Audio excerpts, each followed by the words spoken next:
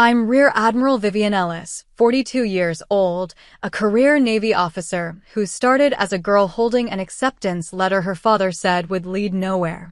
For 2 decades, I pushed forward anyway, serving, leading, and chasing a kind of respect that never came from the one person I wanted it from most. I gave years of loyalty, silence, and second chances to a man who taught me discipline but never believed I'd earn my place in uniform. When he mocked me at his own retirement and his former commanding officer saluted me in front of everyone, I made a choice that changed everything. Have you ever been dismissed or underestimated by someone you loved and spent your life trying to prove yourself to? Tell me your story in the comments. You're not alone. Before I get into what happened, let me know where you're tuning in from. And if you've ever had to stand your ground after being written off, tap that like button and subscribe for more true stories about setting boundaries and reclaiming your worth. What happened next might surprise you. I was 17 the first time my father said, "The Navy's no place for a girl." We were standing in the garage, him with grease under his nails, me holding my acceptance letter to the Naval Academy. He wasn't cruel about it, just matter of fact, the way he'd tell you the weather forecast. The kind of man who believed respect was earned in oil-stained hands and salt-crusted boots, not in officers' whites. He'd spent 26 years working his way up from seaman recruit to chief petty officer. Every stripe on his sleeve represented bruised knuckles, missed birthdays, and deployments that stretched longer than promised. When I told him I wanted to follow in his footsteps, he smiled, actually smiled, until I mentioned Annapolis. College. He set down his wrench. Navy doesn't need more brass, sweetheart. Needs more people willing to do the real work. I went anyway. For years at the academy, learning navigation and leadership while he sent postcards from the Persian Gulf with messages like, "Hope you're enjoying the textbooks." After graduation, I took my commission as an ensign. He attended the ceremony, stood in the back, left before the reception. When I called to thank him for coming, he said, "Couldn't get a real job, huh?" I laughed it off. He was my father. He'd come around. He didn't. By the time I made lieutenant junior grade at 24, he'd stopped asking about my assignments. At family gatherings, he'd introduce me as my daughter, the one in the Navy, with a tone that suggested I worked in the gift shop. My cousin asked once if I'd seen combat. Before I could answer, Dad cut in. "She pushes papers on a base somewhere." Not like the old days. I was on a destroyer at the time, running combat systems checks in the South China Sea. The real shift happened when I made lieutenant at 26. I just finished a deployment, came home for Christmas, and found him in his garage, always the garage, polishing his old chief's anchors. He asked what I'd been doing. I told him about coordinating air defense exercises with Allied forces. "Sounds complicated," he said, not looking up. "Must be nice, having people do the hard stuff while you watch from an office." I left early that year. Drove 6 hours back to base, sat in my empty quarters, and wondered why I still cared what he thought. A mentor of mine, Commander Laura Price, found me in the mess hall the next morning. She took one look at my face and said, "Family trouble?" "How'd you know?" "Because you've got that look. The one that says someone you love doesn't see you." She sat down across from me. "Let me guess. Father? Brother? Father." "He was enlisted." "I'm not." She nodded slowly. "And he thinks you took a shortcut." "Something like that." "You didn't." She leaned forward. "You took a different path. Doesn't make it easier. Just different." She paused. "He'll either figure it out or he won't. But you can't make your career about proving something to him. You'll burn out trying." I thought about that conversation for years afterward. She was right, but knowing she was right didn't make the holidays any easier. Didn't make the silence after my promotions any less heavy. I made lieutenant commander at 29. Same pay grade my father had when he retired. I didn't tell him. Didn't see the point. He'd already made it clear what he thought of officers: too much education, not enough spine. At 32, I took command of a logistics coordination unit, overseeing supply chains for 3 carrier groups. It wasn't glamorous. It didn't come with war stories worth telling at barbecues. But it mattered. Dad heard about it through an old shipmate who'd looked me up in the Navy directory. He called me for the first time in 8 months. "So you're a commander now?" Yes, sir. Silence. Then, your mother would have been proud. She died when I was 13. Aneurysm, sudden, no warning. He'd held it together through the funeral, through the reception, through everything. Then he'd gone back to sea for 6 months and never really talked about her again. I think she'd be proud of both of us, I said carefully. Maybe. He cleared his throat. Listen, I'm having a retirement ceremony next year. You should come. If you're not too busy. It wasn't quite an invitation. More like a challenge. I'll be there, I said. Don't make it about yourself, he added, almost as an afterthought. I didn't respond to that. Just said goodbye and hung up. Commander Price found me in my office later that week. You look like someone just told you your ship's sinking. My father invited me to his retirement ceremony. That's good, isn't it? He told me not to make it about myself. She winced. Ouch! Yeah. You going? I stared at the photo on my desk, me and Dad, years ago, before everything got complicated. He was in his dress blues, I was maybe 10, grinning like I'd won the lottery just standing next to him. I don't know, I said honestly. What's the point? He's made it clear he doesn't respect what I do. Maybe that's exactly why you should go. She crossed her arms. Look, I don't know your father. But I know men like him. Career enlisted, worked their way up the hard way, watched officers come and go without getting their hands dirty. It's not about you, Vivian. It's about what you represent to him. Which is everything he couldn't be. Everything he didn't choose. She softened. That doesn't make it fair. But it might make it understandable. I thought about that conversation for months. Turned it over in my mind during night watches, during long flights to joint operations briefings, during the quiet moments when I had nothing to do but think. The truth was, I joined the Navy because of him. Because I'd watched him spit-shine his boots every Sunday. Because I'd seen the way he carried himself in uniform, the way people respected him, the way he commanded a room without raising his voice. I wanted that. Wanted to be part of something bigger than myself. But somewhere along the way, I'd become the thing he resented.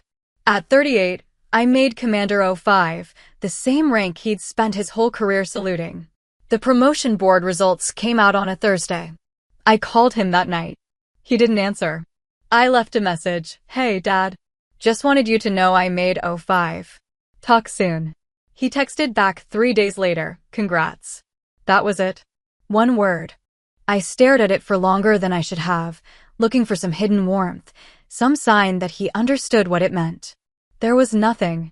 Commander Price took me out for drinks that weekend. He didn't call, did he? Nope. Vivian, it's fine. I set down my glass. I'm used to it. That doesn't make it fine. She was right.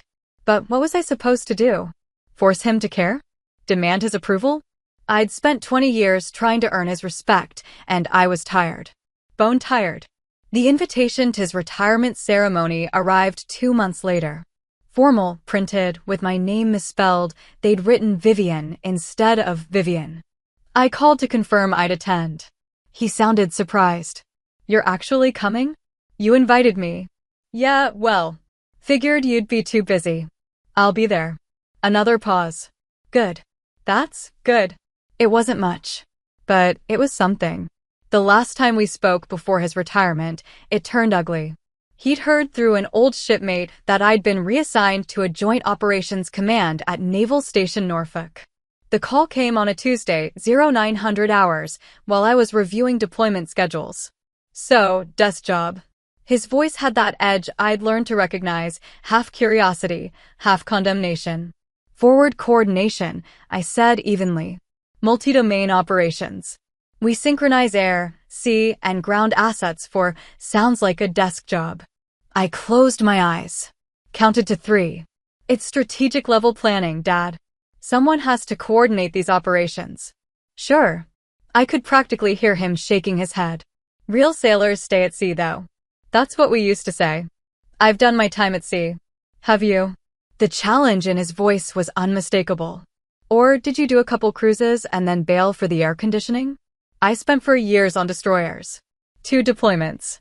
One of them extended because of the situation in yeah. I'm sure it was real hard, sitting in the CIC while the deck crew actually worked. Something in me snapped. Not loudly. Not dramatically. Just a quiet crack, like ice giving way. Why did you invite me to your ceremony?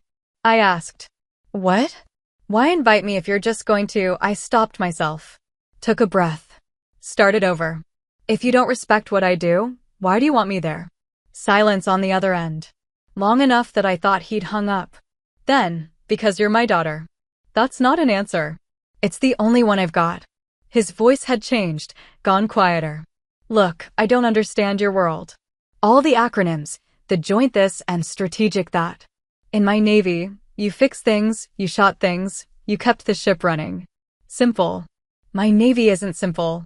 No, I guess it's not. Another pause. But it's still the Navy. That's gotta count for something. It should have felt like progress. Maybe it was. But it didn't feel like enough. I'll be at your ceremony, I said.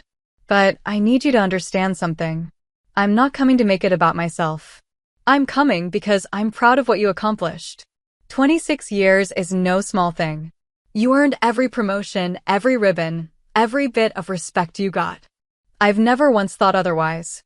I know that. Do you? Because sometimes it feels like you think I'm embarrassed by where you came from. Like I chose the academy to get away from the enlisted side. My throat tightened. Dad, I chose it because of you. Because you showed me what service looks like. You think I don't respect what you did? You're wrong. Dead wrong. The line went so quiet I checked to make sure we were still connected. Your mother used to say I was too stubborn for my own good, he finally said. Guess she was right. Guess she was. I'll see you at the ceremony, Vivian. He pronounced my name correctly for once. And wear your uniform. If you want to. You sure? Yeah, I'm sure. We hung up. I sat at my desk for a long time afterward, staring at nothing, feeling something shift in my chest. Not resolution, exactly. Not forgiveness. Just space. A little more room to breathe. Commander Price knocked on my door around 1300 hours. You okay? You look shell-shocked. Just talked to my father. She came in, closed the door. Good talk or bad talk? Both? Neither? I honestly don't know. I rubbed my face. He told me to wear my uniform to his ceremony. That's good, right? I think so. Maybe. God, why is this so complicated? She laughed. Because it's family. Family's always complicated. She sat on the edge of my desk. For what it's worth, I think you should wear it. Not to prove anything. Just to show him that you're proud of it. Same way he's proud of his chief's uniform. What if he makes another dig? Then you smile and let it roll off. You're a commander in the United States Navy. You've coordinated operations that kept people alive. You don't need his approval to know you're good at what you do. She stood. But I think, deep down, you want it anyway. And that's okay. That's human. She was right. I did want it. I'd always wanted it. The weeks before his ceremony blurred together. Work consumed me. There was always another brief, another exercise, another crisis that needed coordinating. But in the quiet moments, I thought about what I'd wear, what I'd say, how I'd handle it if he introduced me as just my kid and left out the rank. I thought about not going. Seriously considered it. What was the point of putting myself through another round of subtle humiliation? But every time I decided to skip it, I'd remember him teaching me to tie a bowline knot when I was 7. The way his face looked when I got it right on the first try. How he'd said, "Good. Now you're a sailor." I wanted him to look at me like that again. Just once. The ceremony was scheduled for a Saturday in May, 1400 hours, at the Naval Station Chapel and Reception Hall. I drove down Friday night, checked into a hotel off base, and spent an hour staring at my dress whites hanging in the closet. The shoulder boards gleamed 3 stripes, the rank of commander. Same as his retired rank, just on the officer side. Would he notice? Would he care? I didn't sleep well that night. Growing up, my father was a legend in uniform. Not famous, not decorated with medals that made headlines, but respected in the way that matters on a ship, the kind of respect that came from showing up, doing the work, and never asking anyone to do something he wouldn't do himself. His dress whites were always starched sharp enough to cut, his ribbons aligned with geometric precision, his shoes polished to a mirror shine. When he walked into a room in uniform, conversations paused. I wanted to be like that. He taught me to swim before I could read, in the base pool at 0600 on Saturday mornings while other kids slept in. Cold water, no mercy, just him in the shallow end saying, again. You can do it again. I learned to tie knots before I could spell my own name, bowlin, clove hitch, sheet bend, his calloused hands guiding mine through the rope. Everything he taught me was practical, no nonsense, built on the assumption that someday I might need these skills to save my life or someone else's. When I was 10, he let me wear his old working uniform for career day at school. The sleeves hung past my hands, the pants pulled around my feet, but I felt like I was wearing armor. My teacher asked what my father did, and I said, he's a sailor. He keeps the ship running. The teacher smiled. Does he steer the boat? Ship, I corrected, already defensive. And no, he's a machinist's mate. He makes sure the engines work so everyone else can do their jobs. My father picked me up that afternoon and asked how it went. I told him what I'd said. He didn't say much, just nodded and squeezed my shoulder. That was enough. I joined the Naval Academy because of him. Not in rebellion, not to prove him wrong, but in reverence. I'd watched him deploy 6 times before I turned 18. Watched him come home exhausted, skin darker from the sun, eyes harder. Watched my mother hold herself together through every goodbye and fall apart quietly after he left. I saw what service cost, and I wanted to be part of it anyway. He'd worked his way up from seaman recruit at 18 to chief petty officer at 44, the classic blue-collar sailor's rise, one rank at a time, through exams and evaluations and sheer stubborn endurance. 26 years of standing watches, fixing broken equipment at 0300, mentoring young sailors who didn't know port from starboard. He'd earned everything. I took the officer's route for years at the academy, a commission and a career path that looked nothing like his. The day I got my acceptance letter, he congratulated me with a handshake. Not a hug, a handshake. Like I was joining a different branch entirely. You'll do fine, he said. Officers always do. There was something in his tone I didn't understand then. Something resigned. At the academy, I worked harder than I'd worked at anything. I wanted him to see that officers weren't soft, weren't just college kids playing sailor. I called home after every major accomplishment, making the honor roll, completing survival training, earning my surface warfare qualification. His responses were always the same, good. Keep it up. When I graduated and received my commission as an ensign, he attended the ceremony, but didn't stay for the reception. I found him afterward, standing by his truck in the parking lot, still in his khakis. You leaving already? I asked. Long drive back. We're having dinner. I wanted you to meet some of I'm sure they're fine people, Vivian. But I don't belong at an officer's dinner. He opened his door. You looked good up there. Your mother would have cried. He drove away before I could respond. I didn't understand it then. Thought maybe he was just uncomfortable with crowds, with the formality. But over the years, I started to see the pattern. He'd come to my change of command ceremony when I took over a division, but he'd stand in the back and leave before the reception. He'd call after I made lieutenant, but the conversation lasted 3 minutes. He was proud, I think, in his own way. But there was a wall between us now, built brick by brick from the difference in our ranks. He called me college fleet sometimes, half mocking, half proud, but always with that edge. Like I'd chosen the easy way. Like my degree was a shortcut. I tried to explain once, during a rare visit home when I was 27. We were in the garage again, always the garage, and he was working on his truck. I told him about the 18-hour days, the impossible deadlines, the weight of being responsible for 100 sailors' lives and welfare.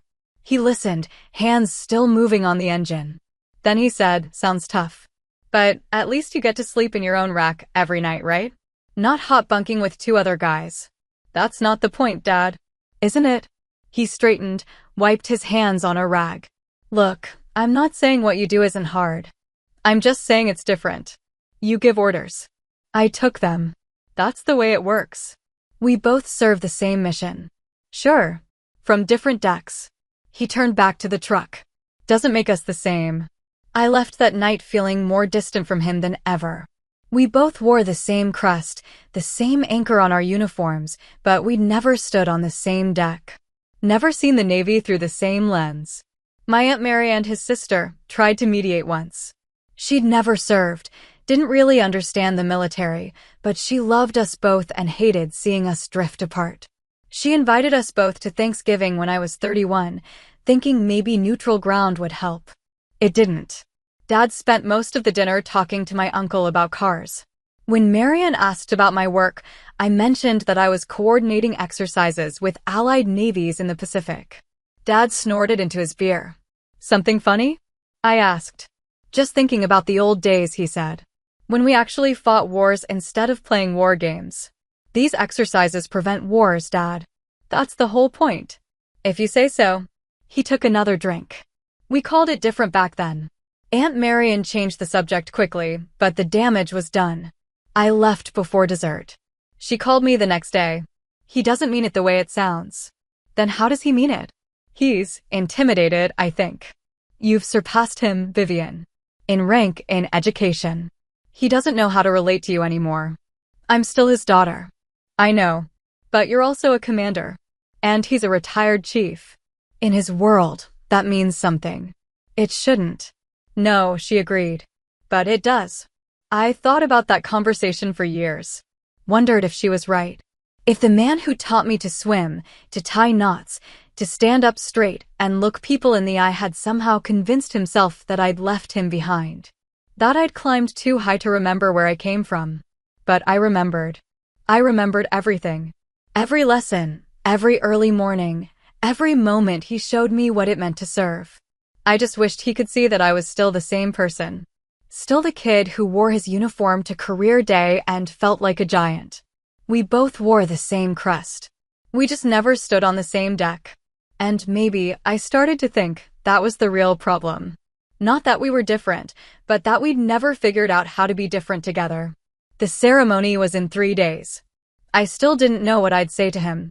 Didn't know if there was anything to say that would bridge 20 years of distance. But I was going. I'd wear my uniform. I'd salute when appropriate. And maybe, if I was lucky, he'd finally see me. I threw myself into my work after that Thanksgiving. Not as punishment, not as distraction, just as the only thing that made sense anymore. Deployments, joint operations, coordination briefs that started at 0500 and ran until someone remembered we needed food.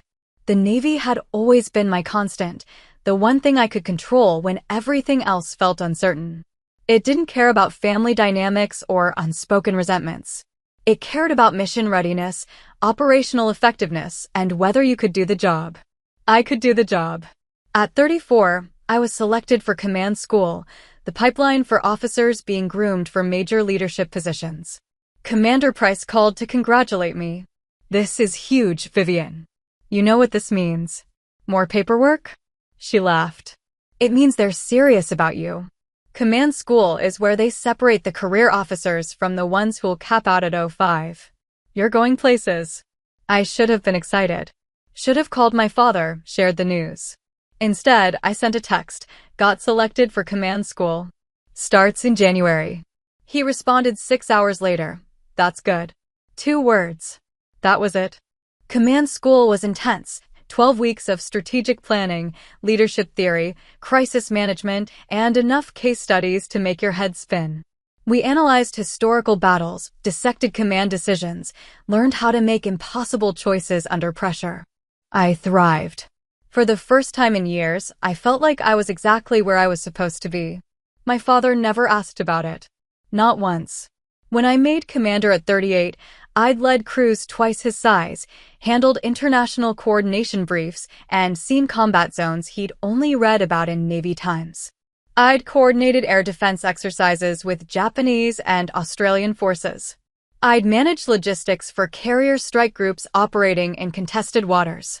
I'd sat in classified briefings where we planned operations that would never make the news but kept people alive nonetheless. None of it mattered to him. Not because he didn't think it was important, but because he couldn't see it. To him, real Navy work happened in engine rooms and on deck plates, not in conference rooms and command centers. The Navy he knew was tactile, metal and grease and salt water. Mine was digital, strategic, abstract. He couldn't touch it, so he couldn't respect it. The promotion to O5 came through on a Thursday. The official message hit my inbox at 0830, and by 0900 my phone was ringing, colleagues calling to congratulate me, mentors checking in, people I'd served with years ago reaching out. It felt good. Felt earned. I waited until that evening to call my father. Wanted to catch him at a time when he'd have space to talk, when it wouldn't feel rushed. He didn't answer. I left a voicemail. Hey, Dad. Just wanted you to know I made commander. Oh, 5. Same rank you retired at, just on a different track. Anyway, talk soon. 3 days later, he texted, congrats. I stared at that single word for longer than I care to admit. Looked for subtext that wasn't there. Wondered if he was busy, if he was upset, if he even cared. Then I put my phone down and went back to work. Commander Price found me in my office later that week, going through deployment schedules for the next quarter. She knocked on the door frame. You've been avoiding people. I've been working. You've been hiding. She came in, closed the door. He didn't call, did he? I didn't ask who she meant. He texted. And nothing. He said congrats. That's it. She sat down across from me, her expression somewhere between sympathy and frustration. Vivian, I'm going to say something, and I need you to really hear it. Are you listening? Yes. You're a commander in the United States Navy. You have excelled at every level of your career. You have earned the respect of your peers, your superiors, and the people you've led. You are good at this. She leaned forward. Your father's inability to see that is his failure, not yours. I know that. Do you? Because you've been walking around like someone died. It's not that simple. It never is with family. She softened. Look, I get it. My father was Army, infantry, 3 tours in Vietnam. When I joined the Navy, he thought I'd lost my mind. Why would you go on a boat, he'd say. Real soldiers walk. It took him 15 years to admit I'd made the right choice. Did he ever respect it? Eventually. But not because I proved myself to him. Because he finally realized he didn't have to understand my path to respect that I'd chosen it. She stood. Your father might get there. He might not. But you can't keep waiting for his approval to feel good about what you've accomplished. She was right. I knew she was right. But knowing something intellectually and feeling it emotionally are 2 different things. The years between 38 and 42 were a blur of steady advancement and growing responsibility. I took command of a joint logistics task force, coordinating supply chains across 3 theaters. I deployed twice more, once to the Mediterranean, once to the Horn of Africa. I wrote policy papers, briefed flag officers, mentored junior officers who reminded me of my younger self, eager, uncertain, desperate to prove they belonged. My father and I spoke maybe twice a year. Birthdays, holidays. The conversations were polite, surface level. He'd ask if I was staying safe. I'd ask about his health. We'd both pretend that was enough. Then, 6 months before his retirement ceremony, he called me out of nowhere. It was a Tuesday around 1900 hours. I was at home, finishing dinner, when my phone rang. Vivian. His voice sounded older, rougher. Dad. Everything okay? Yeah. Fine.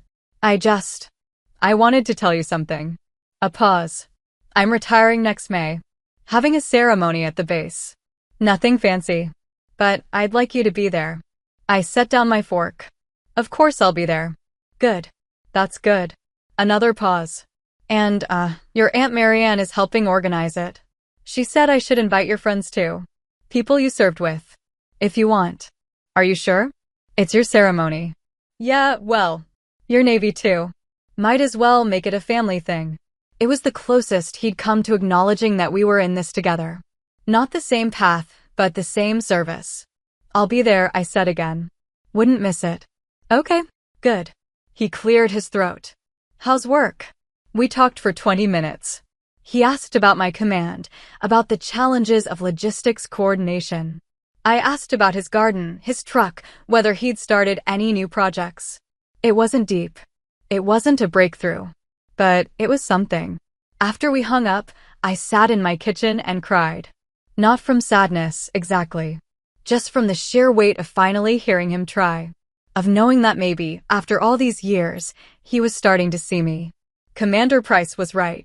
I couldn't wait for his approval to feel good about my career. But I also couldn't pretend I didn't want it. Couldn't pretend it didn't matter. I was 42 years old, a commander in the United States Navy, with a record that spoke for itself. But part of me was still that 10-year-old in an oversized uniform, desperate to make her father proud. The ceremony was 4 months away. I marked it on my calendar, requested leave, and started preparing. Not just logistically, but emotionally. This would be his moment, his celebration. But maybe, just maybe, it could be a new beginning for us too. I didn't know then what would happen. Didn't know that everything was about to change. But I hoped. For the first time in years, I let myself hope. When the invitation arrived in January, I held it in my hands for a long time. Formal cardstock, Navy letterhead, his name printed in bold, Chief Petty Officer William Ellis, USN, Ret. The ceremony was scheduled for May 14th at 1400 hours. Reception to follow. My name was misspelled Vivian instead of Vivian, but I didn't care. He'd invited me. That was enough. I called to confirm I'd attend. He sounded surprised when he answered. You're actually coming? You invited me. Yeah, but you're always busy. Figured you'd have something more important. Nothing's more important than this, Dad. Silence. Then, quietly, thanks, kiddo. He hadn't called me that in years. I felt something crack open in my chest, something I'd kept locked down for so long I'd forgotten it was there. I'll be there, I said. Promise. The months leading up to the ceremony were consumed by work. I was in the final stages of coordinating a major joint exercise when my phone rang at 0200 on a Tuesday. Captain Laura Price, calling from her own command assignment in Japan. Tell me you're not still working, she said. Tell me you're not calling at 0200 your time, I countered. Touché. She laughed. I heard about your father's retirement ceremony. You going? Yeah. May 14th. Good. That's good, Vivian. A pause. You wearing your uniform? I don't know. He told me to once, but then he's been. I don't know. I don't want to make it weird.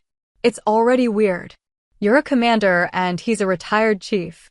It's going to be weird no matter what you wear. She softened. But I think you should wear it. Show him that you're proud of what you've become. Same way he's proud of what he accomplished. What if he's not proud? Then that's his loss. But my money says he is. He's just too stubborn to say it. After we hung up, I pulled out my dress whites and inspected them. The shoulder boards were polished, the ribbons aligned perfectly, the fabric crisp. I'd worn this uniform to change of command ceremonies, promotion boards, formal dinners with foreign officers. It represented everything I'd worked for. But wearing it to my father's retirement felt different. Felt like a statement. 3 weeks before the ceremony, I got a call from Aunt Marianne. She was handling the logistics, venue, catering, guest list. Your father's being impossible, she said, exasperated. Won't tell me how many people to expect. Won't approve the menu. Won't do anything except insist it's not a big deal. Sounds like him. Vivian, he talks about you, you know. I went still. What? He talks about you.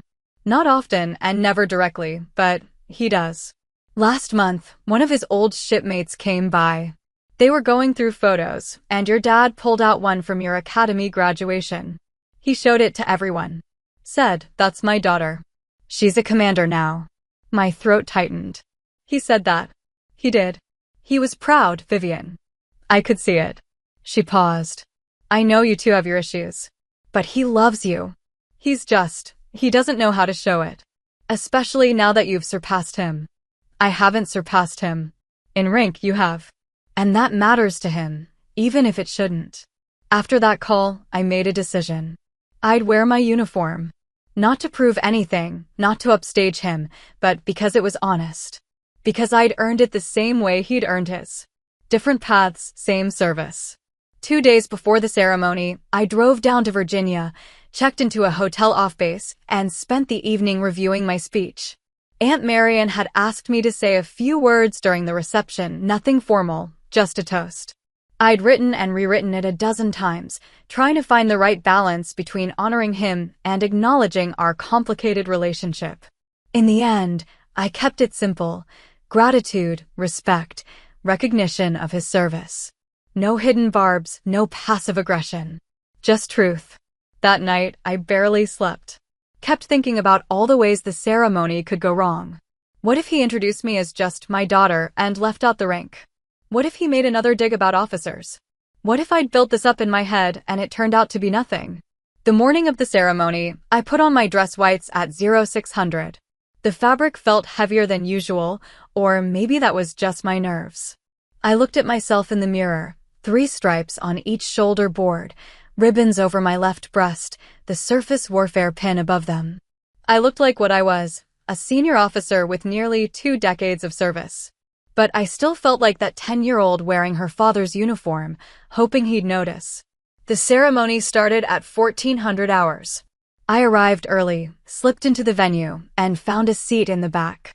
The room filled quickly: old shipmates, former commanding officers, family friends.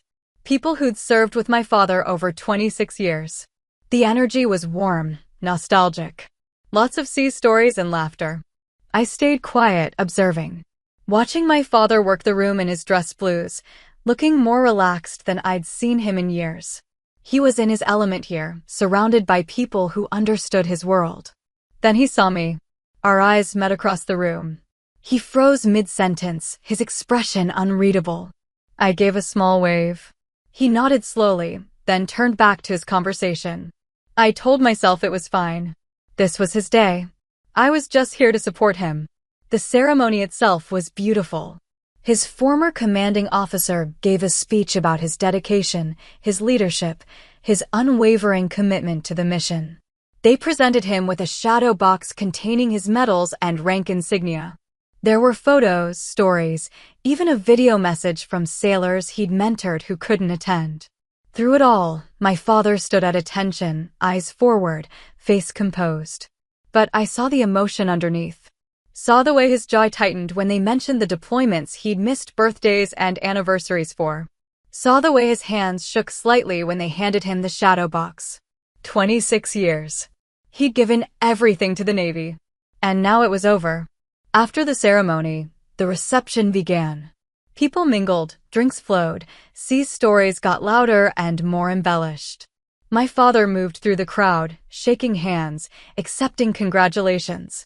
I hung back, not wanting to intrude. Then I saw him. Rear Admiral Thomas Reed, my father's former commanding officer from 15 years ago. He'd been a captain then, now he wore 2 stars. And he was walking straight toward me. The Admiral stopped mid-conversation with a group of retired chiefs, his eyes narrowing in recognition. For a second, I thought maybe he'd mistaken me for someone else. Then his posture shifted, became rigid, formal. Military. He walked straight toward me, cutting through the crowd. Conversations died in his wake as people noticed his trajectory. I straightened instinctively, awareness prickling up my spine. "Admiral Ellis," he said, loud enough for half the room to hear. The room went quiet. Not all at once, but like dominoes falling, one conversation stopping, then another, until even the people by the bar had turned to look. My father's laughter died mid-sentence. He was standing near the front of the room, champagne glass raised in a toast someone had just proposed. His hand froze in midair. Admiral Reed came to attention in front of me. Then he saluted. Sharp. Crisp. The kind of salute that said this wasn't a formality, this was respect. "Ma'am," he said clearly. "I didn't know you were this old salt's daughter." Every head in the room turned. I could feel their eyes, their confusion, their sudden recalibration as they tried to make sense of what they were seeing. A 2-star admiral. Saluting a woman most of them had probably assumed was just a family member. I returned the salute, keeping my face calm, professional. "Admiral Reed." "Good to see you, sir." He dropped his salute, but his posture stayed formal. "The honor's mine, Admiral. Your work in the Pacific Theater has been exemplary. We've been following your task force's logistics coordination. Outstanding results." "Thank you, sir." Someone near the bar whispered, "Did he just call her Admiral?" My father's voice cut through the murmur. "What did you call her?" Admiral Reed turned, genuine surprise on his face. "Admiral Ellis, sir. Your daughter." He looked between us, clearly confused by my father's reaction. "You didn't know?" "Didn't know what?" My father's champagne glass trembled slightly. She's a commander. Oh, 5. Same rank I was, Admiral Reed corrected gently. She was selected for flag rank 3 months ago. The official announcement went out last week. She's a rear admiral lower half now. Oh, 7. He turned back to me. I assumed family would be the first to know. The room spun. Not literally, but that's what it felt like. I'd been selected for admiral 3 months ago. And I hadn't been told. No, that wasn't right. I would have been told. Selection boards notified candidates immediately. Unless I'd been so buried in operational work that I'd missed it. Unless the notification had come through official channels while I was deployed, and I'd been too focused on the mission to check my personal messages. Unless I'd been so consumed by preparing for the ceremony that I'd ignored everything else. Admiral Reed was watching me carefully. You did know, didn't you, ma'am? My mind raced through the past 3 months. The deployment. The exercise. The long stretches of 18-hour days where I'd barely looked at anything that wasn't mission critical. I've been in the field, sir. I may have missed the notification. His expression shifted, concern mixed with something like amusement. Well, congratulations, Admiral. Though I imagine this isn't how you wanted to find out. The room erupted. Not in chaos, but in a wave of voices, congratulations, questions, shock. Someone started clapping. Others joined in. Within seconds, the entire reception was applauding. I stood there, frozen, trying to process. Rear Admiral. Oh, 7. Flag rank. I'd made Admiral. And I'd found out at my father's retirement ceremony. In front of everyone he'd ever served with. My father stood motionless, his champagne glass still raised, his face unreadable. People were approaching him, congratulating him, saying things like, "Your daughter's an admiral, and you must be so proud." He nodded mechanically, but his eyes never left mine. I needed to fix this. Needed to make sure this didn't overshadow his moment. I moved through the crowd toward him, people parting to let me pass, their congratulations washing over me like white noise.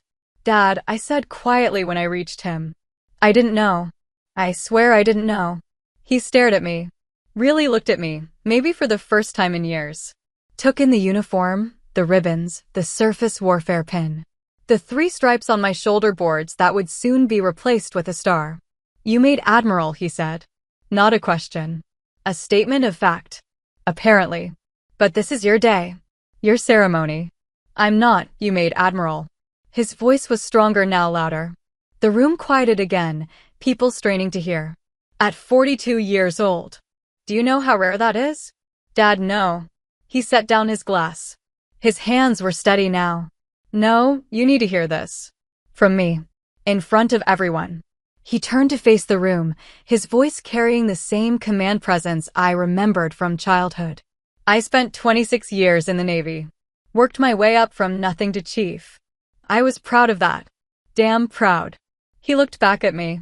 But my daughter? She's going to outrank everyone in this room except Admiral Reed.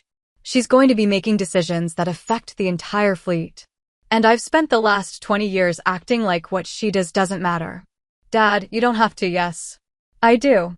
He stepped closer, lowered his voice so only I could hear.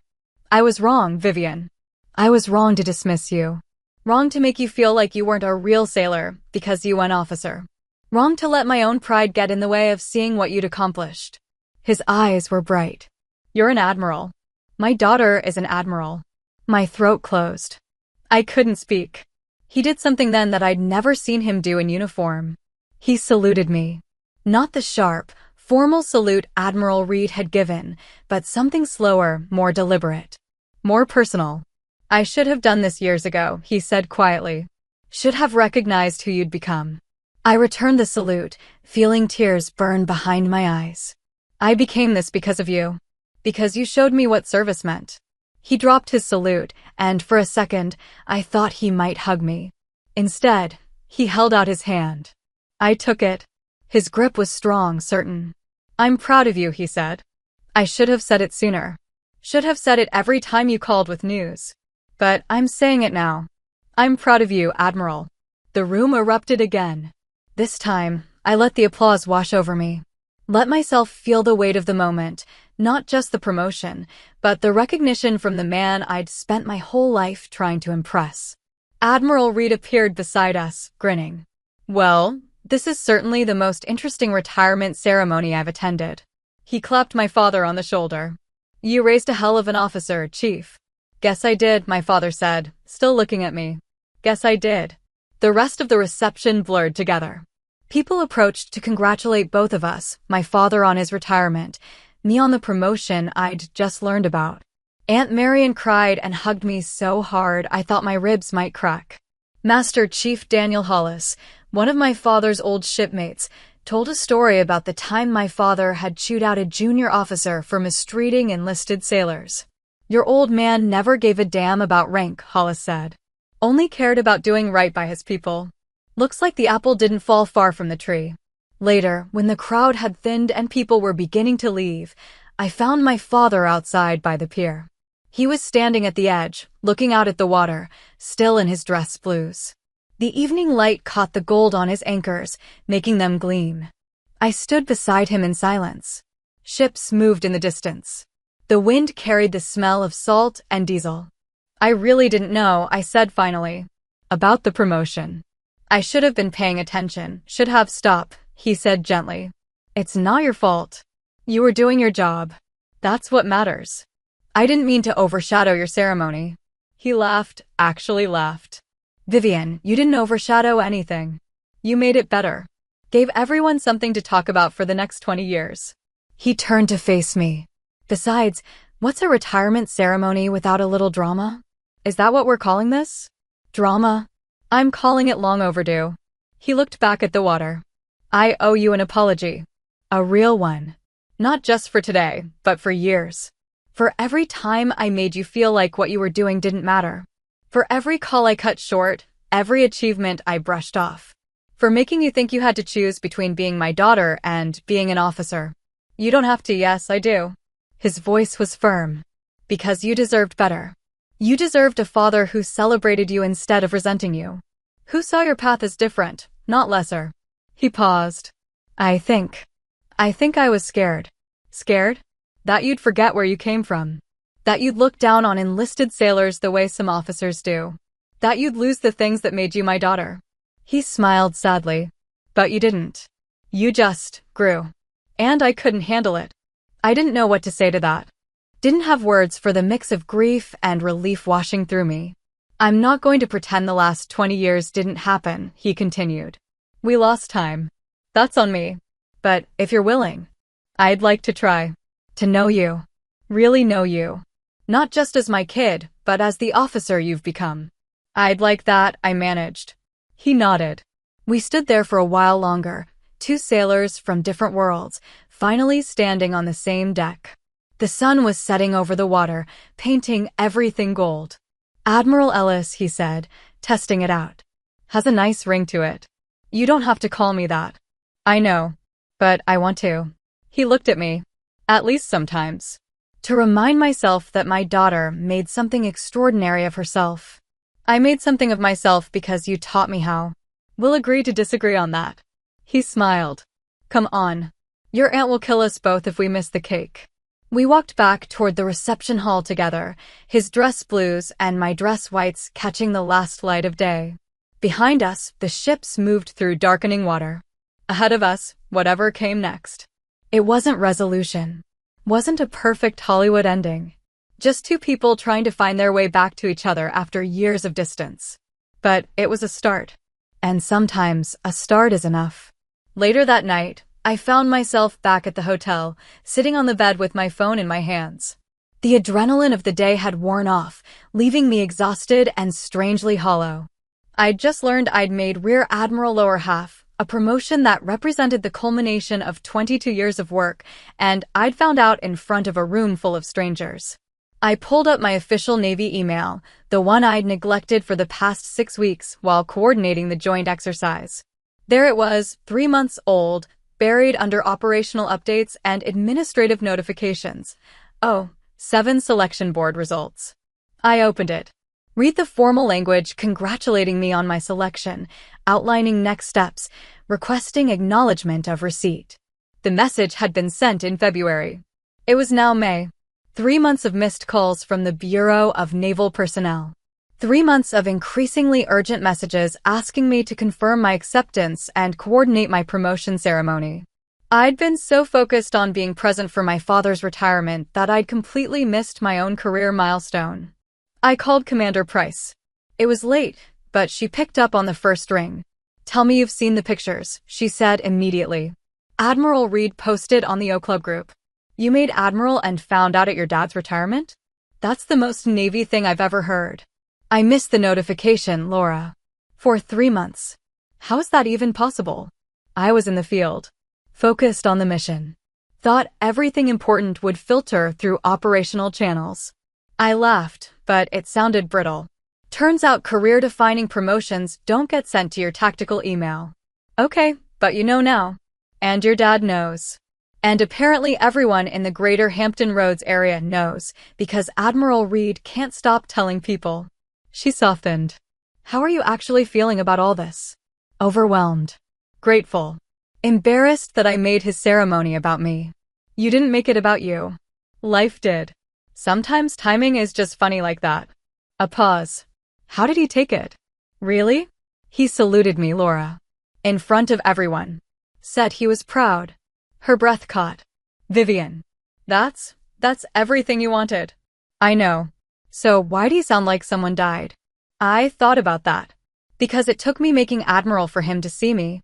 Because 20 years of excellent performance reviews and successful commands and leadership positions weren't enough. Because I had to reach flag rank before he could say he was proud. "Maybe," she said carefully. "Or maybe seeing you in that context, with Admiral Reed saluting you, made the reality of who you'd become undeniable. Sometimes people need external validation to see what's been in front of them all along. That doesn't make it hurt less." "No, it doesn't," she sighed. "But you can choose what to do with it now. You can hold on to the hurt, or you can accept that he's trying. Imperfectly, belatedly, but trying." After we hung up, I sat with that for a long time, trying to decide what I felt beyond the exhaustion. Part of me was angry at him for taking so long, at myself for needing his approval, at the whole situation. Part of me was relieved. And part of me was just tired. Tired of the distance, tired of proving myself, tired of wondering if I'd ever be enough. But he'd saluted me. That meant something. I spent the next week coordinating my official promotion ceremony with the Bureau of Naval Personnel. They'd been trying to reach me for months, and now they were scrambling to organize something appropriate for flag rank. The ceremony was scheduled for late June at the Pentagon, with the Chief of Naval Operations officiating. It would be formal, proper, everything by the book. My father called 3 days after his retirement ceremony. "I've been thinking," he said without preamble, "about your promotion." "Dad, we don't have to, I want to be there." "At the ceremony." "If that's okay." I went still. "You want to attend?" "I want to watch my daughter become an admiral. Official-like. The right way." He paused. "I know I wasn't there for a lot of your career milestones. Missed your O for ceremony because I had a deployment. Didn't make it to your change of command because I was too stubborn to ask for time off. I don't want to miss this one." "I'd like that," I said quietly. "I'd really like that." "Good. Your aunt is already planning the family gathering after. Fair warning, she's invited everyone. Cousins you haven't seen in a decade. The whole 9 yards." I laughed. "Of course she has. She's excited. We all are." His voice caught slightly. "I'm proud of you, Vivian. I know I said it at my ceremony, but I wanted you to hear it again. When it's just us. When I'm not performing for a room full of people." My throat tightened. "Thank you. You earned it. Every bit of it." He cleared his throat. "Okay, I'll let you go. I'm sure you have admiral things to do." "Not yet. Ceremony's not until June." "Still, you should practice being intimidating. That's what admirals do, right?" "That's exactly what we do." He laughed, and for the first time in years, it sounded easy. Natural. Like we were finding our way back to something we'd lost. The promotion ceremony in late June was everything the Bureau of Naval Personnel had promised: formal, dignified, attended by senior leadership from across the Navy. The Chief of Naval Operations spoke about my record, my leadership, my contributions to joint operations. They presented me with my first star, swapped out my shoulder boards, and officially welcomed me to flag rank. My father sat in the front row, in his dress blues with his chief's anchors gleaming. Aunt Marianne sat beside him, dabbing her eyes. When they called my name and I walked forward to receive my star, I glanced at him. He was standing, applauding, his face split in a grin wider than I'd seen in decades. After the ceremony, during the reception, he approached me. This time, he didn't hesitate. He pulled me into a hug, tight, certain, the kind of hug that said everything words couldn't. "That's my daughter," he said to anyone who'd listen. "That's my daughter, the Admiral." Admiral Reed appeared, champagne in hand. "She's something special, Chief. You should be proud." "I am," my father said simply. Took me too long to say it, but I am. The reception was warm, full of colleagues and mentors who'd supported me over the years. Commander Price flew in from Japan, presenting me with a vintage Navy compass as a gift. "So you always know where you're going," she said, "even when the path isn't clear." Later, after most guests had left, my father and I stood outside on the Pentagon steps, looking out over the Potomac. "I've been thinking about what you said," I told him. "About being scared. About thinking I'd forget where I came from." "Yeah, I could never forget. Everything I am, every choice I've made, it all traces back to you. To watching you serve. To learning what it means to put something bigger than yourself first." I turned to face him. "I'm an admiral because you showed me what leadership looks like. Not from a textbook. From life." He was quiet for a long moment. "Then, your mother would have been impossible at this ceremony. Would have cried through the whole thing, taken 1,000 photos, told everyone in a 5-mile radius that her daughter was an admiral. She would have been embarrassing. Completely." He smiled. "She'd also have been right. About you. About everything." We stood there as the sun set over Washington, two sailors from different generations and different paths, finally seeing each other clearly. "So what happens now?" he asked. "Now that you're an admiral? New assignment. Bigger responsibilities. More meetings than I can count." I smiled. "But also more opportunities to make a difference. To take care of people. To honor the tradition we're both part of." "Sounds about right." He straightened his uniform. "Well, Admiral, your aunt is waiting. Something about a family dinner that's probably going to involve way too much food and 1,000 questions about your new job. You ready for that? Are you kidding? I'm going to tell the story of Admiral Reed saluting you at my retirement until everyone is sick of hearing it." He grinned. "That's what fathers do. Embarrass their kids. Even when the kid is an admiral? Especially then." We walked back inside together, toward whatever came next. The distance between us wasn't gone. 20 years of hurt doesn't disappear in a day. But it was smaller now. Manageable. Something we could work with. I didn't tell him that night about the other news I'd received that afternoon, an offer to serve as deputy director for a major joint task force, coordinating operations across all branches. The kind of position that could lead to even higher rank, more responsibility, more opportunities to shape the Navy's future. That conversation could wait. For now, I just wanted to be his daughter. And for him to be my father. Two sailors finally standing on the same deck. Now, whenever I stand at promotion ceremonies for others, I remember that moment. Remember my father's face when Admiral Reed saluted me. Remember the weight of his words. I should have done this years ago. I've presided over dozens of ceremonies since then, ensigns receiving their first commissions, enlisted sailors making chief, officers advancing to command. Each time, I look into the audience and see the families watching. The parents who beam with uncomplicated pride. The ones who struggle to understand what their child has become. The ones who, like my father, can't quite reconcile the person they raised with the officer standing before them. I recognize them because I've lived it. 3 months ago, I presided over a ceremony for a young lieutenant commander taking her first major command. Her father attended, a retired Army Master Sergeant who'd spent 30 years in the infantry. When she walked forward to receive her orders, he stood at attention, rigid as a statue, tears streaming down his face. After the ceremony, he approached me. Admiral, can I ask you something? Of course. How do I? He struggled for words. How do I tell her I'm proud when I don't really understand what she does? When her world is so different from mine that I can't even follow the conversation. I thought about my father. About all the years he'd stayed silent because he didn't know how to bridge the gap between his Navy and mine. You tell her exactly what you just told me, I said. That you don't always understand, but you're proud anyway. That her path is different from yours, but that doesn't make it less valid. That you see her, even when you don't fully comprehend her work. I paused. And then you keep showing up. To ceremonies, to promotions, to the moments that matter. Presence is its own language. He nodded, wiping his eyes. Thank you, Admiral. I watched him walk back to his daughter, watched him pull her into a hug that said everything he couldn't articulate. Watched her face light up with relief and joy. That's what I try to remember now. That respect can't be demanded. It has to be earned, even from family. Especially from family. And sometimes, the recognition you've waited a lifetime for comes in unexpected moments when you're not even looking for it. My father and I talk regularly now.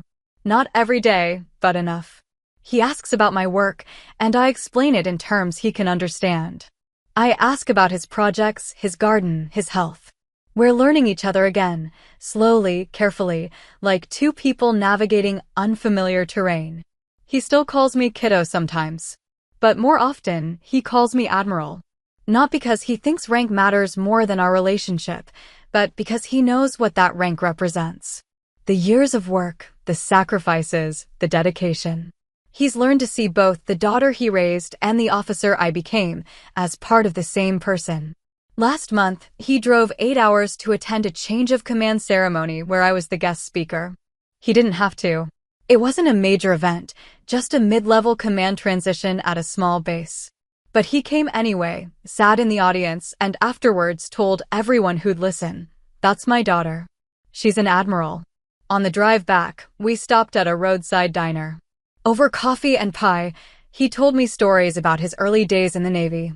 Stories I'd never heard. About the chief who'd mentored him, who'd seen potential in a scared 18-year-old kid from rural Virginia and pushed him to be better.